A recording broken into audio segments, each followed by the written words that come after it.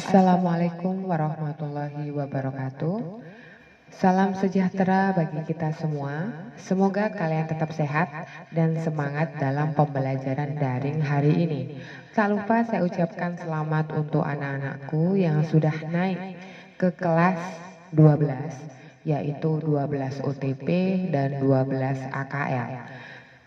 Nah, pada pertemuan kali ini saya ingin mengucapkan kepada kalian lebih ditingkatkan belajar lagi karena kalian sekarang sudah kelas 12 meskipun masih dalam masa pandemi seperti ini.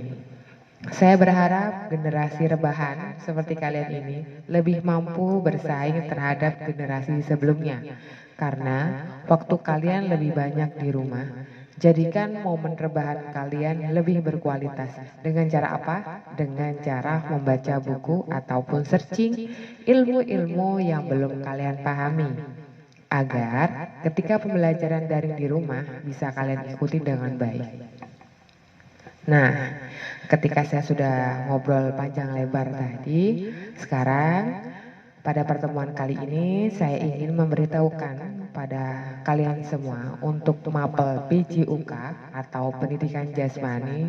Guru pengampunya adalah saya, Bu Novi Rahmawati, bisa dipanggil dengan Bu Novi. Mungkin kalian ketemu saya pada kelas 10, kelas 11 kalian bertemu dengan Bapak Saikwan, untuk kelas 12 kalian bertemu dengan saya lagi.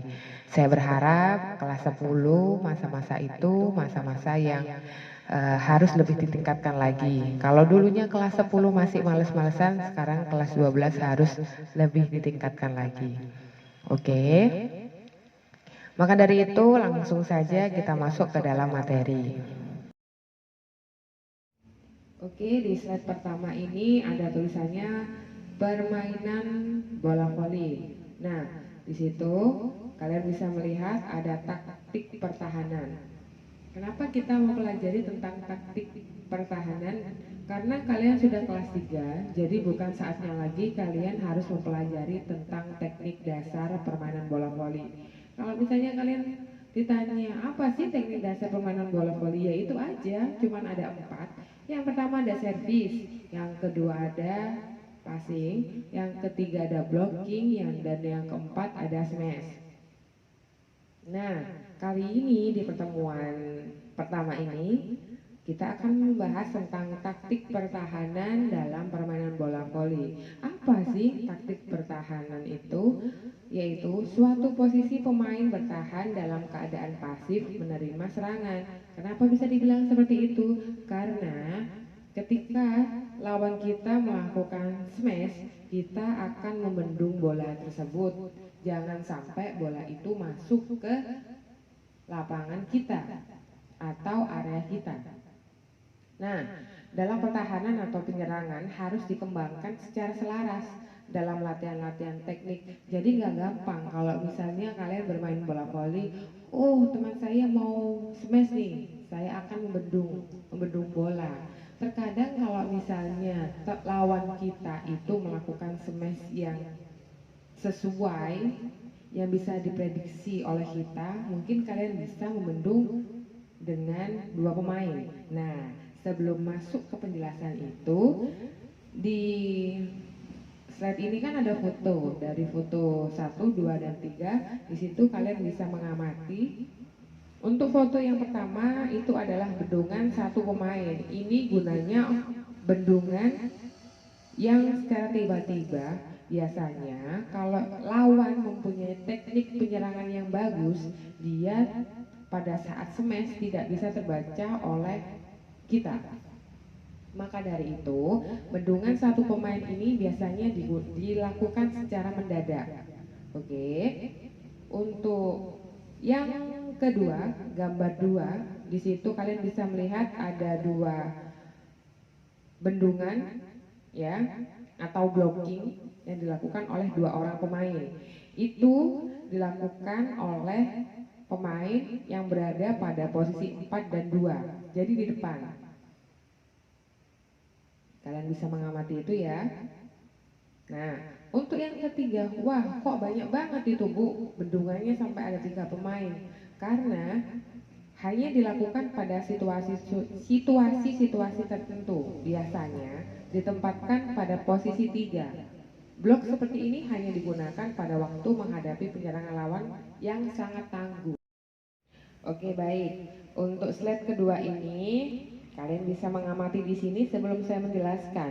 Untuk yang di slide kedua ini, kita akan membahas tentang taktik penyerangan. Jadi gini, berhasil tidaknya suatu penyerangan yang dilakukan oleh pemukul bola, dalam arti pemukul bola ini smasher ya, yang berada di posisi 4 dan 2 di depan, bergantung pada umpan yang diberikan oleh setter atau pengumpan, atau bisa dibilang kalian kalau lebih paham ke tosser. Kalau misalnya tossernya mampu memberikan umpan yang sangat baik kepada smasher, itu akan menjadi pukulan yang hebat. Nah, seorang smasher dapat melakukan serangan dengan efektif jika mempertimbangkan hal-hal sebagai berikut. Nah, ini untuk yang A, kalian bisa membaca di sini kualitas umpan yang diberikan setter, yaitu jadi tonggaknya permainan bola voli itu adalah si tosser atau si setter. Tosser biasanya kalian bisa menyebutkan tosser. Pemain itu berada di tengah. Kalau misalnya si tosser ini bisa membagi bola dengan baik, kita akan mendapatkan poin. Ya. Untuk yang kedua, ada posisi blok yang dilakukan oleh lawan.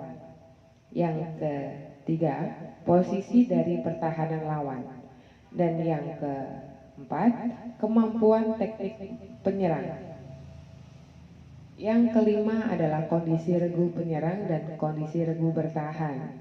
Nah, kalian bisa memahami penjelasan saya untuk sebuah tonggaknya permainan bola voli adalah dari tosser.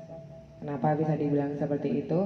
Ketika sebagus-bagusnya penyerang atau sebagus-bagusnya smasher, kalau misalnya tossernya tidak bisa bekerja dengan baik, tidak ada gunanya. Sama halnya ketika passing, kalau misalnya sebagus-bagusnya penyerang atau smasher, kalau passingnya jelek, biasanya itu akan merugikan poin-poin yang lain atau merugikan teman-teman yang lain. Wah, sudah berusaha dengan semaksimal mungkin, tapi pada akhirnya ketika diberikan bola oleh lawan, dia tidak bisa menerima dengan baik.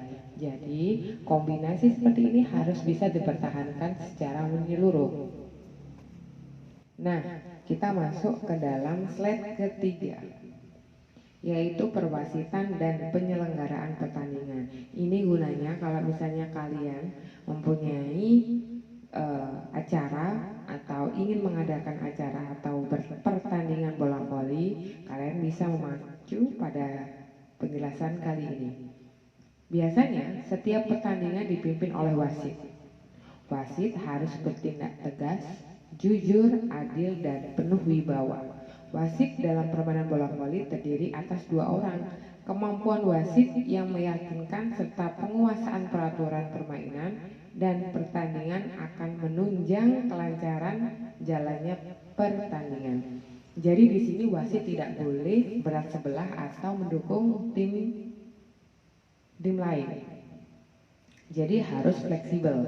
Kalau misalnya tim lain ini bolanya keluar, ya harus mengucapkan keluar. Tidak ada yang namanya berat sebelah. Apalagi wasit curang, tidak bisa, karena pada permainan bola voli wasit ini ada 2. Oke. Nah, di sini ada beberapa pedoman yang harus diperhatikan oleh para wasit, antara lain sebagai berikut.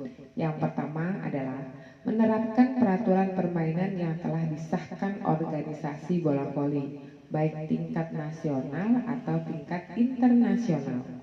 Yang B, wasit harus penuh konsentrasi dan mengamati dengan cermat situasi permainan. Jadi di sini wasit tidak boleh, oh ini teman saya, jadi kalau misalnya teman saya pegang bola dalam arti touch ball itu harus dikatakan touch ball. Kalau misalnya, oh ini teman saya, jadi nggak usah dikatakan seperti itu biar teman saya dapat poin, tidak bisa. Seorang wasit memang kewajibannya harus lebih fleksibel. Kalau misalnya touch ball, ya udah bilang touch ball. Untuk yang C, keputusan yang diambil wasit harus adil, objektif, cepat dan tepat. Memang harus seorang wasit seperti itu. Untuk yang keempat, keputusan wasit harus berdasarkan fakta yang objektif, nyata, dan tidak berdasarkan ramalan atau prasangka. Seorang wasit tidak boleh yang namanya, oh hari ini saya meramal kalau tim A yang akan menang nih.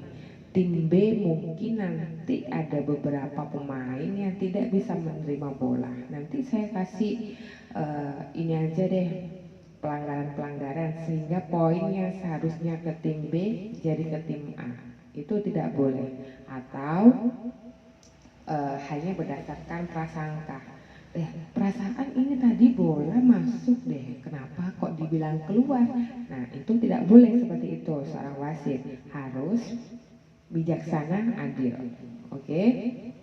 Nah, ini di bawahnya lagi ada kewajiban dan tanggung jawab petugas pertandingan bola voli. Untuk wasit yang pertama, wasit 1 memiliki tugas dan wewenang sebagai berikut. Yang pertama adalah melakukan undian untuk menentukan tim yang melakukan servis pertama.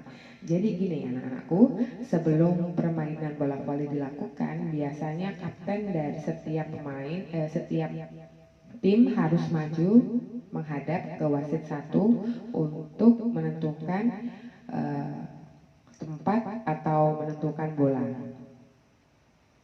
Terus untuk, nah ini melakukan undian tadi yang sudah saya jelaskan.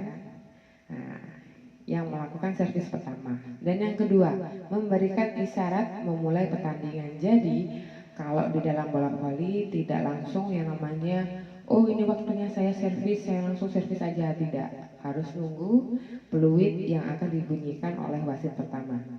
Yang ketiga, memutuskan atas kesalahan atau pelanggaran melalui isyarat-isyaratnya. Nah, ini yang tadi sudah saya jelaskan. Kalau misalnya touch ball, harus bilang touch ball. Kalau misalnya enggak, ya kita bilang enggak. Wasit harus tegas di sini. Dan yang keempat, menentukan bola keluar atau masuk. Ini tadi adalah tugas wasit pertama. Nah, untuk tugas wasit kedua, Bu, kalau wasit kedua tempatnya di mana? Nanti ada di slide kelima. Oke. Untuk yang kedua, wasit 2 memiliki tugas dan wewenang sebagai pembantu wasit 1. Wasit 2 mempunyai tugas melihat kesalahan pemain. Apakah itu? Yang pertama, wasit kedua mengamati kesalahan posisi pemain. Ini sangat sering terjadi, apalagi kalau misalnya pertandingan ini dilakukan di kampung, apalagi ketemu ibu-ibu gitu kan. Tadinya posisinya posisi 6 jadi posisi 4, itu tidak diperbolehkan. Nah, untuk yang kedua, posisi atau letak kaki pada garis serang atau garis pembatas. Nah, ini saya akan jelaskan kenapa kok ada kata-kata letak kaki pada garis serang atau garis pembatas. Biasanya pemain belakang itu, boleh nggak sih Bu pemain belakang itu melakukan smash? Boleh, asalkan kakinya tidak pada akhir gerakan, pada awal gerakan mau smash, kaki seorang pemukul tidak boleh lebih dari garis serang. Ya, kalau misalnya lebih dari itu akan merugikan timnya sendiri. Yang ketiga, tersentuhnya bagian badan ke net. Nah, mungkin ada beberapa anak yang sering melihat pertandingan bola voli di rumahnya. Kalau misalnya ada pemain yang langsung menuju ke net gitu ya, kesenggol, itu langsung poinnya dapat untuk lawan ya. Untuk yang keempat, bola keluar atau tidak melalui pembatas net. Nah, ini sering terjadi nih untuk anak-anakku tercinta. Biasanya ketika servis kalian sering sekali tidak dapat melalui net. Ini. Nah, ini di slide selanjutnya ada posisi wasit pertama. Kalian mungkin sering melihat kan, wasit pertama itu untuk bola voli posisinya dia berada di atas net, bukan di atas net, naik net enggak, di samping. Jadi memang ditempatkan mereka itu untuk wasit pertama harus bisa melihat net. Dalam arti ketika ada pemain yang menyentuh ujung net atau net bagian atas, itu poinnya akan diberikan kepada lawan. Nah, itu untuk gambar pertama. Gambar kedua, yang bawah yang wasitnya menggunakan kaos putih itu akan memberikan isyarat bahwa permainan akan segera dimulai. Untuk yang gambar ketiga, wasit mengamati jalannya pertandingan. Nah, ini untuk set terakhir. Saya ucapkan terima kasih untuk anak-anakku yang sudah mendengarkan penjelasan saya tadi. Saya berharap dengan penjelasan saya tadi, setidaknya kalian tahu apa sih tugasnya seorang wasit, apa sih taktik penyerangan, apa sih taktik pertahanan. Jadi kalian harus tahu itu. Oke, kalau sudah memahami itu semua, saya inginkan tugas selanjutnya, tugas pertemuan pertama ini, saya berharap kalian bisa merangkum apa yang sudah saya jelaskan tadi di Google Classroom. Jangan lupa absen, oke? Saya ucapkan terima kasih. Jangan lupa tugasnya dikumpulkan dan jangan lupa like dan komen. Kalau misalnya kalian bingung, Bu, ini wasit ini tugasnya apa aja? Padahal di situ sudah jelas. Kalau misalnya kalian masih tetap bertanya, bisa langsung komen di bawah ini. Oke, saya ucapkan terima kasih. Assalamualaikum warahmatullahi wabarakatuh.